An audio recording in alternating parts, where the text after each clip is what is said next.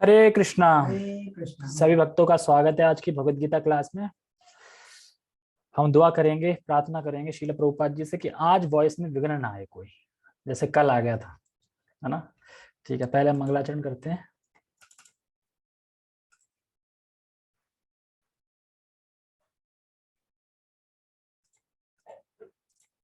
Okay.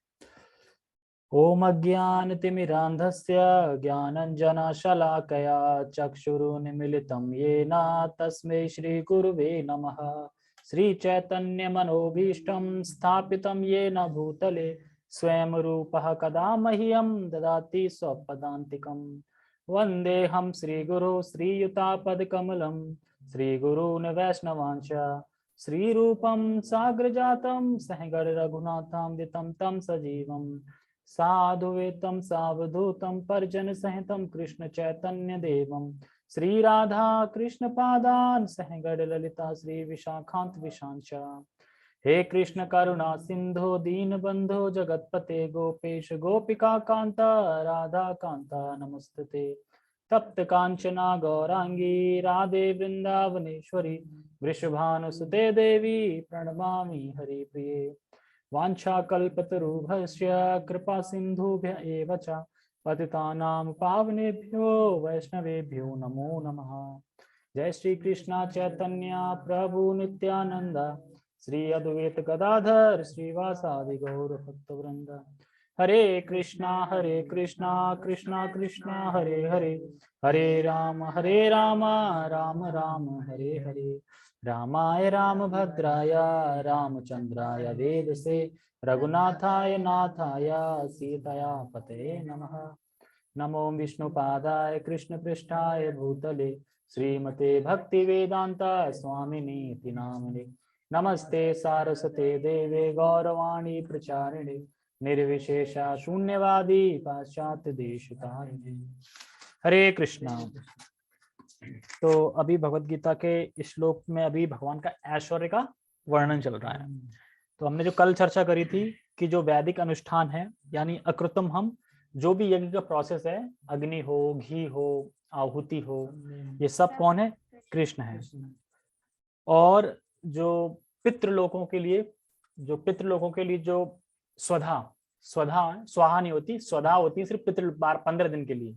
15 दिन में जो भी यज्ञ होते हैं पितृलोक के लिए, अपने पितरों के लिए, पूर्वजों के लिए, उसमें स्वधा काम करती हैं, जो स्वधा ले जाती हैं और वहां पे स्वाहा काम करती हैं। एक अग्निदेव की पत्नी है और एक जो पितृलोक के राजा हैं उनकी पत्नी है। अब भगवान और आगे कंटिन्यू कर रहे हैं, अपने ऐश्वर्य के बारे में और बता रहे हैं कि किस तरीके से मैं पूरे जगत का पालन मैं ही कर रहा हूँ, मेरी शक्ति है पूरे जगत में, एक्चुअली मैं ही हूँ, माता पिता धाता सब कुछ मैं ही हूँ। तो ये बताएंगे, ठीक है। तो पहले हम श्लोक का उच्चारण करते हैं, ठीक है।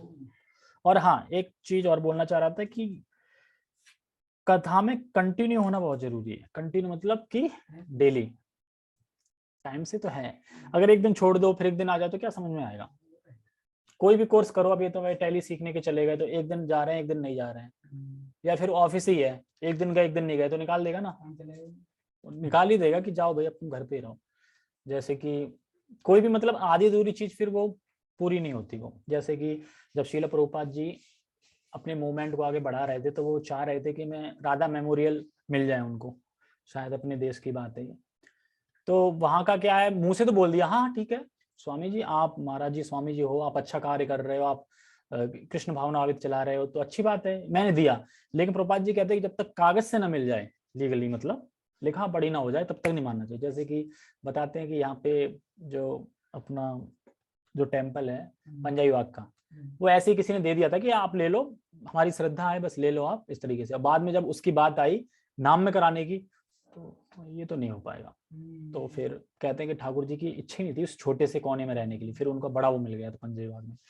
तो जैसे कि इस्कॉन बहुत सारे आते हैं, स्वामी हमारा ले लो, मतलब हमारी जमीन है आप ले लो, बस हमारा एक पैर बना रहेगा उसमें। तो इस्कॉन क्या कहता है, आप एक पैर नहीं, आप दोनों पैर उसी में रखो, फिर हमें नहीं चाहिए। मतलब या तो पैर हटा लो अपना, या फिर दोनों पैर अपने रखे रहो। फिर ऐसा नहीं कि एक पैर हमारा रखा रहेगा मतलब हमारा नाम रहेगा। तो इस तरीके से क्लास में कंटिन्यू होना बहुत जरूरी है, तभी चीज समझ में आती है ना, नहीं तो समझ में चीज नहीं आती। नित्य, हाँ नित्य, जैसे कहते हैं नित्यम भागवत सेव्या, तो हमें भागवत भगवत गीता जो भी है नित्य सुनना चाहिए। अब मान लो कि सैटरडे तो अपना ऑफ है, एक तरीके से छुट्टी है, तो उसके लिए भी मैं सोच रहा हूँ कि जब ये काम वाम हो जाए तो मैं संडे को फिर 1 घंटे भागवतम किया करूंगा, मतलब सिर्फ पढ़ूंगा भागवतम। वैसे तो पढ़ेगा नहीं कोई, मुश्किल है।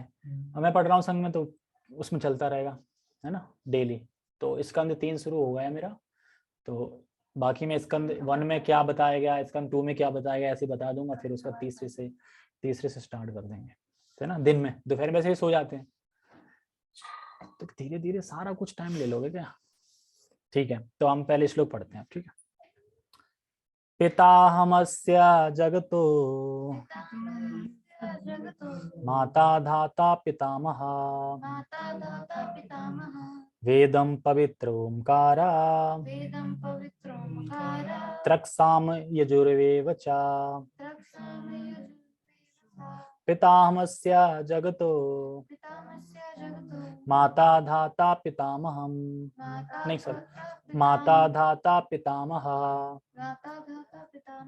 वेद्यं पवित्र ओंकारा ऋक्साम यजुरेव च। इसमें जो चा का मीनिंग है अभी बताएंगे, चा का मीनिंग क्या है इसमें, ठीक है। पिता हमस्य जगतो, मैं इस जगत का पितामह हूं, मतलब इस जगत का मैं ही पितामह हूं। पिता नहीं, पिता से ऊपर पितामह, पितामह हूं। अच्छा, माता, मैं ही माता हूं। अब ये कंफ्यूज होगी, माता कैसे हो गया, भगवान तो मेल है ना। एक्चुअली हम सब फीमेल हैं, भगवान ही मेल है, खाली पुरुष, हम सब स्त्री हैं। क्योंकि स्त्री कैसे स्त्री, हम प्रकृति से जन्म लिया है ना, प्रकृति से, और प्रकृति स्त्रीलिंग आती है, तो इस तरीके से हम स्त्रीलिंग में आते हैं।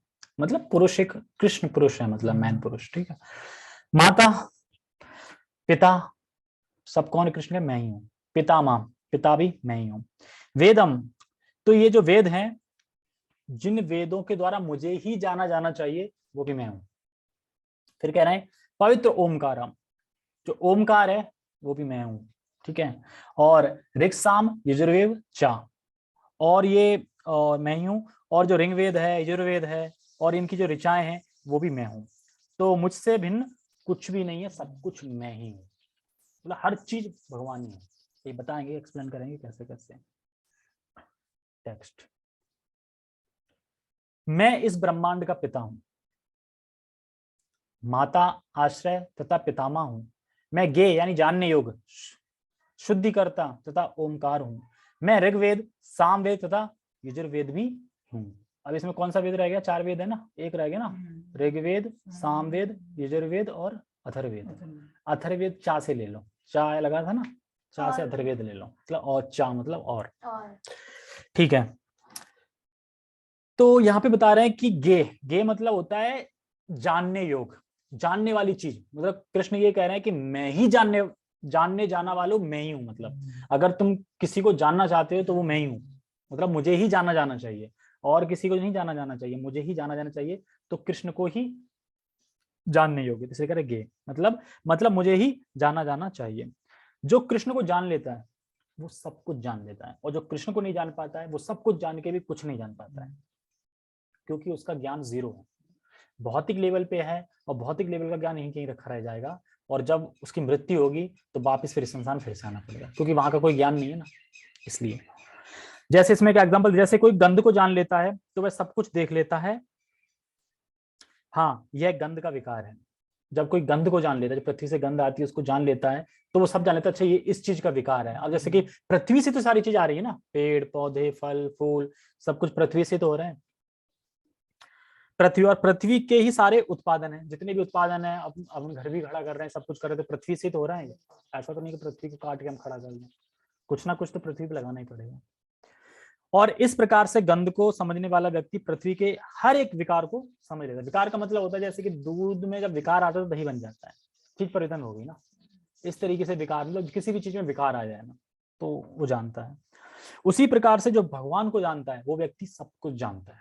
जैसे कि गंध को जान लिया तो पृथ्वी में जितने उत्पादक है सबको जान लेता है, उसी तरह जब भगवान को जान लिया तो वो सब कुछ जान लेता है। फिर कह रहे हैं शुद्धिकर्ता। शुद्धिकर्ता मतलब होता है कि मैं ही पवित्र करने वाला हूँ। मतलब हम जो पवित्र होते हैं ना, जैसे गंगा में जाते हैं, नहाते हैं, पवित्र हो जाते हैं, तो पवित्र करने की जो शक्ति है वो भी गंगा में जो पवित्र करने की शक्ति आ रही है वो कहाँ से आ रही है, वो भी मैं ही हूँ। तो कृष्ण अपने ऐश्वर्य का बताया। अब कोई सोचे देखो मैं गंगा जी में नहा के आया हूँ, कृष्ण क्या गंगा जी हैं, सबको तो पवित्र करते हैं भैया। कृष्ण से ही शक्ति आ रही है गंगा जी में पवित्र करने की। कहाँ से निकली थी गंगा जी? पैर तो बहुत बड़ा होता है, कहाँ से निकली? ये बोलो ना, मुंह कैसे निकले थे पैर से। ठीक है, शुद्धि करता। अच्छा, जब जब हम स्नान करते हैं तो क्या लगता नहीं हम थोड़ा पवित्र हो गए? क्यों लगता है? उसकी जगह पेट्रोल से नहा लो तब लगेगा, डीजल से नहा लो। पानी से ही नहाने पे क्यों लगता है कि नहीं शुद्ध हो गए? जैसे हाथ बिगड़े तो पानी पे धोने पे क्यों लगते हैं साफ हो गए? समझ गए ना? तो इसीलिए इसमें बता रहे हैं कि जो पवित्र करने वाला हूँ, शुद्धि करता वो मैं ही हूँ। तो जल में जो शक्ति है पवित्र करने की वो कौन है? कृष्ण ही है। बाकी किसी चीज से तो नहालोगे तो पवित्र नहीं होगा और गंदा फील करोगे अपने आप को। जैसे आप मिट्टी के तेल में हाथ बिगड़ जाए तो क्या कब धोऊं कब धोऊं कब धोऊं लगेगा ना हर पल। जब भी तुम्हारा हाथ बिगड़ जाता है तो लगता है कब धोऊं हाथ, तब तक अपवित्र लगेगा हाथ। उसी तरीके से किसी चीज में भी नहाओ, वो जब तक जल से नहीं नहालोगे तब तक क्लियर नहीं हो सकते। तो ऐसे जल, तो जल में शक्ति कहाँ से आई पवित्र करने की? कृष्णा। जब हम भगवान से संपर्क करते हैं तो पवित्र करने की शक्ति भगवान से ही आती है, क्योंकि भगवान से संपर्क कर रहे हैं। ओमकार, ओमकार तो बताया दिया भगवान का स्वरूप है। जैसे कि ओमकार से सारे मतलब वो हुआ है, जो जो भी वेद है ना ओमकार से आए हैं। ठीक है, फिर से पढ़ते हैं।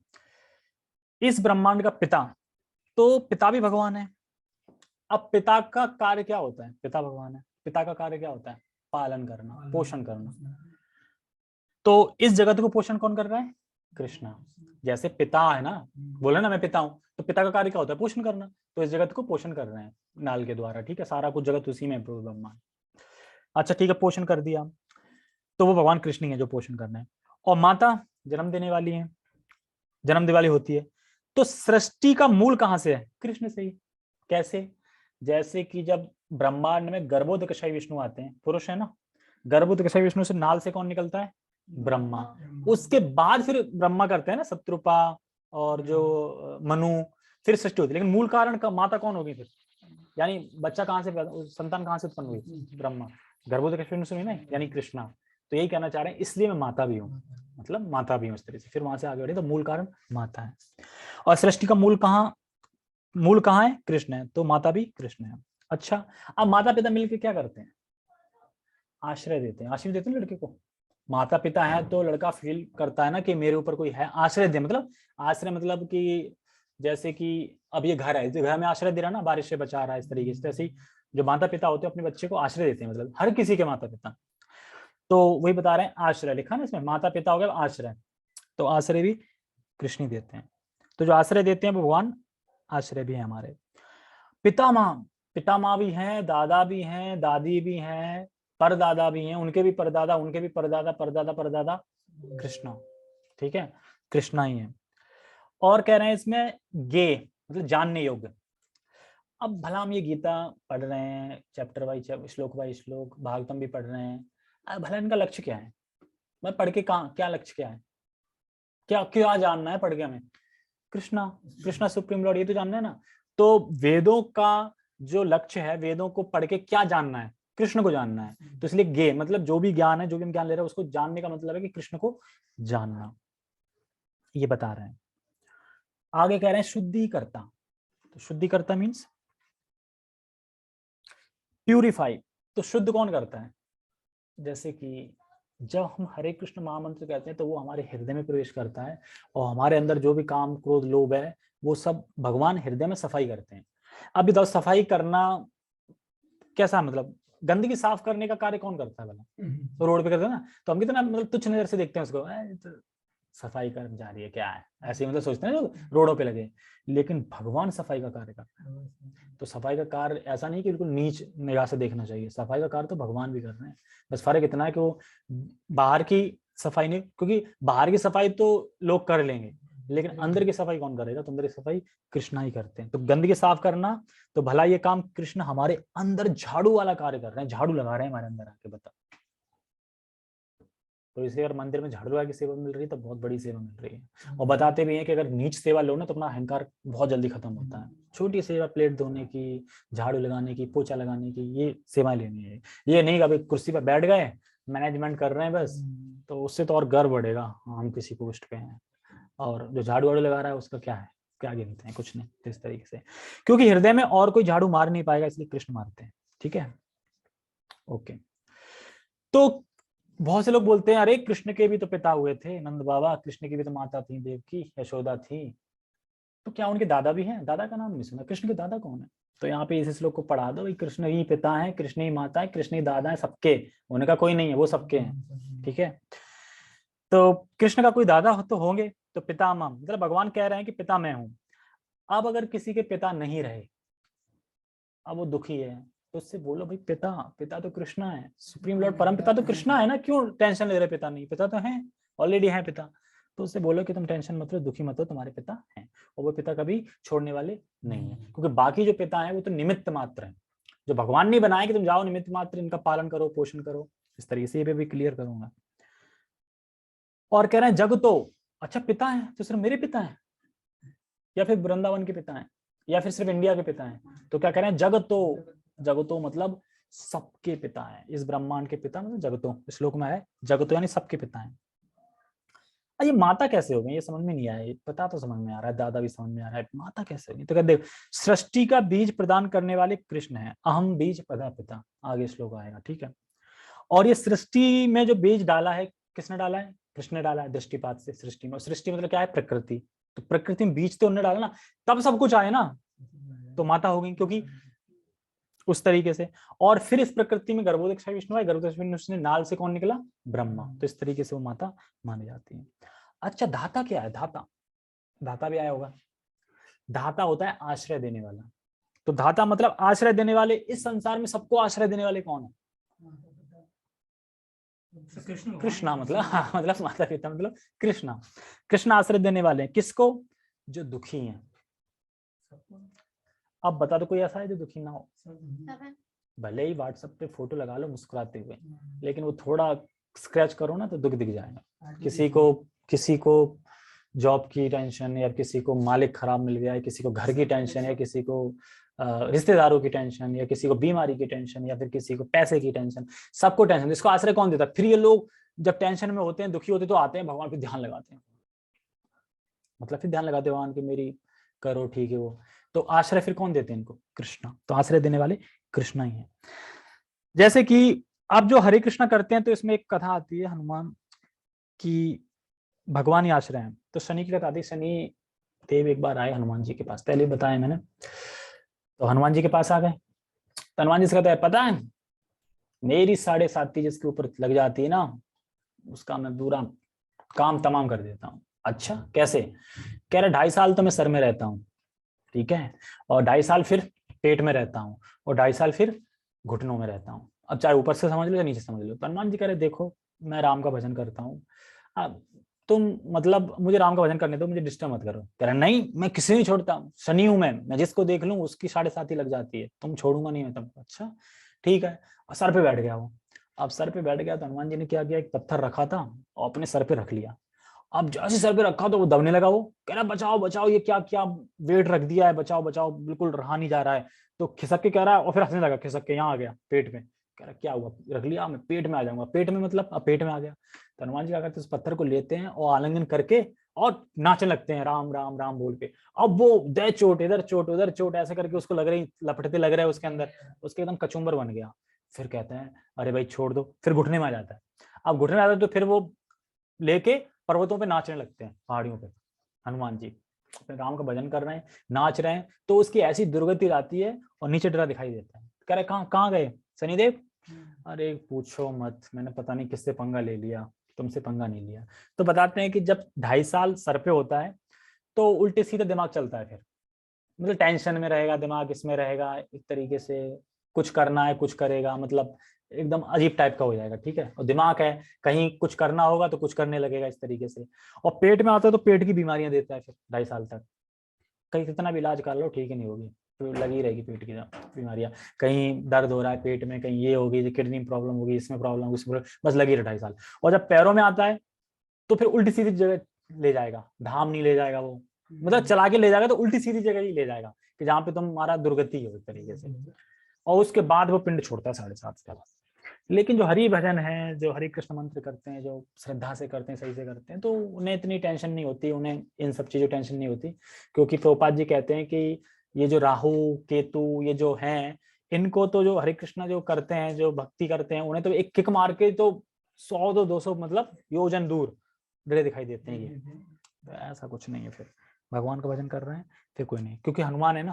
तो हनुमान कहते हैं ध्यान रखियो, मेरे जो भक्त हैं, जो राम का नाम लेते हैं, जो कृष्ण का नाम लेते हैं, विष्णु का नाम लेते हैं, उनकी तरफ झक भी मत लियो। नहीं तो बताते हैं, जो तेल शनिवार को डालते हैं, शनिवार को तेल चढ़ाते हैं, वो उन्हीं की चोट है। वो खूब मार खाई है ना हनुमान जी से। तो हनुमान जी कहते हैं ठीक है, अब बहुत दर्द हो रहा है, कोई नहीं, अगर भक्त आएंगे मतलब तुम्हारे आएंगे और वो तुम्हें अगर तेल लगाएंगे तो तुम्हारा दर्द थोड़ा ठीक होगा। तो एक्चुअली जो तेल चढ़ाने वाले आते हैं याद दिलाते हैं कि देखो याद है हनुमान जी ने मारा था तुम्हें, तो वो याद दिलाने आते हैं। और कि देखो हम तेल चढ़ा रहे हैं ना, मारा था तुम्हें, तो सुनिए कहते हैं अरे यार ये आज ही बार बार याद दिलाने आ जाते हैं एक तरीके से। खैर ऐसा शास्त्र में नहीं है, लेकिन बताते हैं मतलब कथा में। अब पता नहीं, शास्त्र में पढ़ा नहीं मैंने अभी तक, और इतना पढ़ा भी कहाँ, शास्त्र पढ़ा है क्या, गीता पढ़ी है, भागवत पढ़ रहे हैं क्या, कुछ अलग से नहीं है।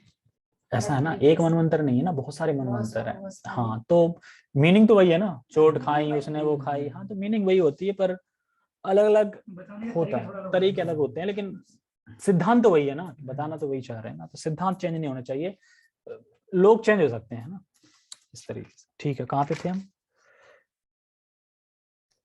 ठीक है। तो हमारे दादा भी हैं, दादा पे आ गए, दादा भी हैं, परदादा भी, ये भी है, ठीक है। और वेदम पवित्रम ओमकारम, इसका मतलब क्या है? कई लोग पार्क में सुबह सुबह पहुंच जाते हैं और ध्यान लगाते हैं, ओमकार, उस पर ध्यान लगाते हैं सुबह सुबह। जब भगवान कह रहे ओमकार मैं ही हूँ, यानी जो हरि कथा नहीं करेंगे हम, हरि भजन नहीं करेंगे, हम हरे कृष्णा नहीं करेंगे, हम ओमकार करेंगे। भाई हरि भजन करेंगे, कृष्णा कह रहे हैं यहाँ पे, वो मैं ही हूँ, लेकिन मानते नहीं। तो ओमकार भी कृष्ण है पर निराकार स्वरूप है। मतलब कि ओमकार की फीलिंग क्या आती है, निराकार स्वरूप की आती है ब्रह्म ज्योति की, तो उसमें ओम किसका ध्यान करें। तो चारों वेद भी कृष्ण है, जिसने कृष्ण को जान लिया है उसने वेद पढ़ लिए हैं, और जिसने कृष्ण को नहीं जान पाया, भले ही पूरे वेद पढ़ लिए, उसने वेद नहीं पढ़े, क्योंकि वेद पढ़ने के बाद जानने योग्य चीज क्या है, कृष्णा, तो कृष्णा ही है। ठीक है, अब कुछ बलदेव विद्याभूषण की एक टीका है, तो मैं उससे कुछ हेडिंग बताऊंगा, उसका परपट पढ़ेंगे। ठीक है, ठीक है।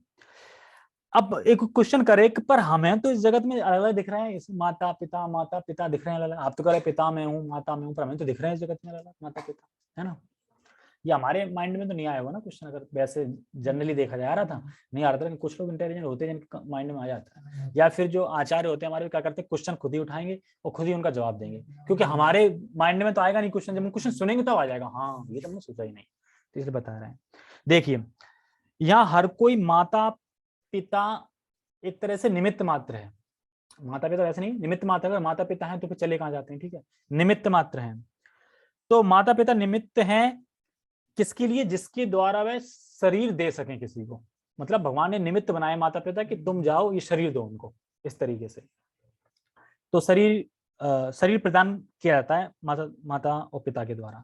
तो माता पिता के पास शक्ति नहीं है संतान उत्पन्न करने के लिए, ये शक्ति भी कृष्ण ही देते हैं। देखा किसी किसी संतान उत्पन्न नहीं होती, सब सही है, फिर भी क्यों, कृष्ण नहीं चाह रहे, तो वही है। तो हमें इतनी शक्ति नहीं है, तो हमें तो खाली निमित्त बनाए हैं, खाली कि तुम जाओ संतान उत्पन्न को दो, लेकिन कर कौन रहा है, कृष्णा ही कर रहे हैं। तो शक्ति भी भगवान के द्वारा ही की जाती है। और माँ के घर में भी कौन रक्षा कर रहा है, वहां पे माँ तो नहीं कर रही ना, कौन कर रहा है, कृष्ण ही कर रहे हैं, तो कृष्ण से आ रहे हैं, तो रक्षा भी कृष्ण करते हैं। तो इस प्रकार माता पिता भगवान ही है। अच्छा, जैसे कि किस तरह आश्रय किस तरीके से देते हैं भगवान, मतलब कैसे आश्रय देते हैं, मतलब अब भगवान तो हमें नहीं दिख रहे यहाँ पे आश्रय देने आ रहे हैं, पर देते किस तरीके से, ऐसी निमित्त बना के देते हैं। जैसे कि यहाँ के जो राजा हैं, बड़े लोग हैं, अब मोदी है, मान लो कि कभी जंग छिड़ गई तो कुछ ना कुछ रक्षा करेगा ना, तो निमित्त बन गया वो, मतलब उसके निमित्त द्वारा रक्षा करी जा रही है, मतलब आश्रय दे रहे हैं भगवान, ऐसा नहीं खुद आ रहे हैं, आश्रय दे रहे हैं, निमित्त बनाते हैं। जैसे कि माता पिता द्वारा शरीर का मतलब प्रदान कर रहे हैं, शरीर प्रदान कर रहे हैं, इसी तरीके से जो राजा होते हैं उनके वो निमित्त मात्र होते हैं आश्रय देने के लिए। तो इसलिए हमें किसी का अनादर अकृतम क्या लग रहा है, अकृतज्ञता, अकृतज्ञ नहीं होना चाहिए। अकृतज्ञ मतलब कि अरे सब कुछ तो कृष्ण ही है, तुम क्या कर सकते हो, हमें ऐसा नहीं सोचना चाहिए, क्योंकि वो निमित्त बनाए ना भगवान ने, निमित्त बनाए हैं ना लोग, कि जिसके इस तरह तुम हर चीज पे आश्रय ले सकते हैं, एकदम सोसाइटी बनाई गई है, नियम बनाए गए हैं, कानून बनाए गए हैं, तो ये सारा कुछ आश्रय बनाए। इसलिए हमें किसी के अकृतज्ञता नहीं दिखानी चाहिए, कृतज्ञ रहना चाहिए हर किसी में कि चलो ठीक है, ये भी भगवान की शक्ति है और हमें आश्रय दे रही है। तो भगवान के पास वैसे तो अनंत शक्ति है। कोई बोले कि भगवान कर कैसे रहे हैं, कैसे पालन पोषण कर रहे हैं, किस तरीके से कर रहे हैं, देखो बड़ा इजी है।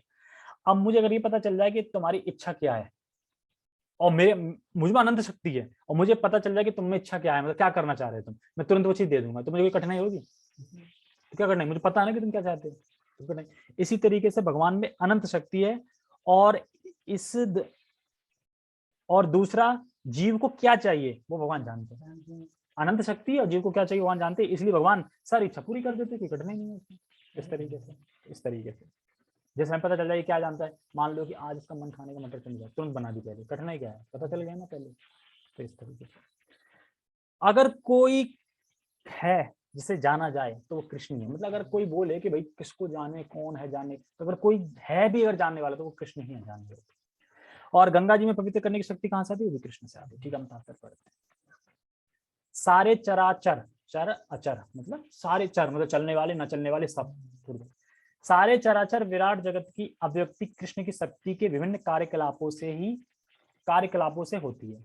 इस भौतिक जगत में हम विभिन्न जीवों के साथ तरह तरह के संबंध स्थापित करते हैं जो कृष्ण की शक्ति के अतिरिक्त अन्य कुछ नहीं है। बता रहे ना, तरह तरह के स्थापित करते हैं, ये माँ है, ये पिता है, ये है, इस तरीके से कुछ नहीं है। प्रकृति की सृष्टि में उनमें से कुछ हमारे माता पिता के रूप में उत्पन्न होते हैं, बताया निमित्त बनते हैं तो उत्पन्न होते हैं। वे कृष्ण के अतिरिक्त कुछ नहीं है। देखो कृष्ण के अतिरिक्त कुछ नहीं। देखो जो भगवान का वात्सल्य है, अब बताओ कि भगवान अगर अपना वात्सल्य दिखाना चाहे अपने पुत्रों से, क्योंकि पितामह तो वही है, भगवान पिता है, तो पिता का तो कार्य होता है कि अपने बच्चों पे वात्सल्य भाव रहता है। तो वात्सल्य भाव कैसे दिखाएंगे पिता, मतलब पिता मतलब कृष्णा। तो ऐसे दिखाते हैं, जब भगवान का वात्सल्य है जीवों के प्रति तो वो माता पिता के रूप में आता है।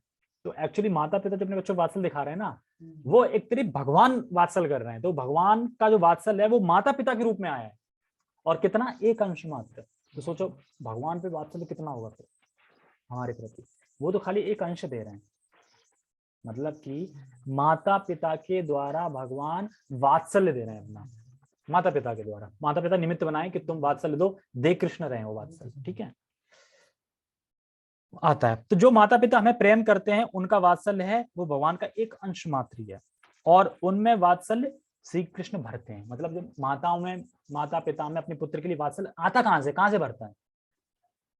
अब बोलो तो है भरते हैं, है नहीं, कैसे भरते हैं? दूसरे पुत्र के लिए है, अपने के लिए क्यों है? तो किसने भरा फिर? तो कृष्ण ने ही भरा। देखो कैसे बनाया है, दूसरे पे नहीं अपने पे वात्सल्य आ रहा है। तो ये शक्तियां सारी कृष्ण की हैं, तो शक्ति से तो किसी और पे नहीं आता। ये मोह भी भगवान उत्पन्न करते हैं, किसी और पे वात्सल्य नहीं आ रहा है, अपने पे आ रहा है। ये मोह भी कौन उत्पन्न कर रहा है? वो भी कृष्ण ही कर रहा है, कृष्ण ही कर रहा है वो भी। ठीक है, आगे पढ़ते हैं। कहाँ पे थे?